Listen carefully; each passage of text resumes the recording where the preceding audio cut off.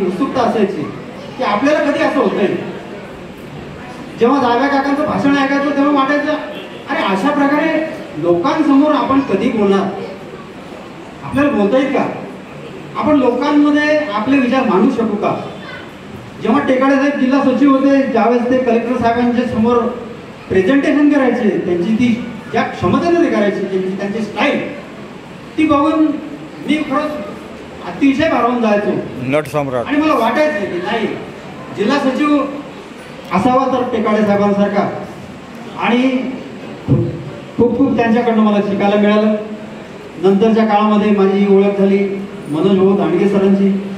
दांडगे साहेब जिल्हाध्यक्ष होते, मग त्यांच्यासोबत मला जिल्हा सचिव म्हणून काम करण्याची त्यांच्यामुळेच मला आणि मग संघटनेमध्ये खऱ्या अर्थानं मला काहीतरी करण्याची जी संधी मिळाली त्याचं सोनं करण्याचा मी प्रयत्न केला.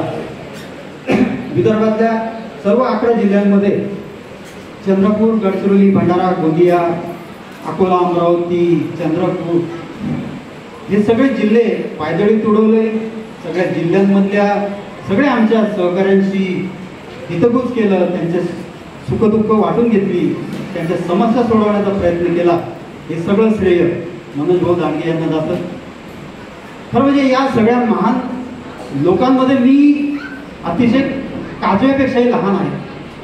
हे सूर्यासारखं प्रखर तेजाचं जे वलय आहे आणि या मोठ्या वलयामध्ये आज माझी 61 या ठिकाणी साजरी होत आहे. हे खरंच माझ्या या जन्माचं नव्हे तर माझ्या गेल्या 7 जन्माचं ते पुण्य असावं मला या ठिकाणी वाटतं.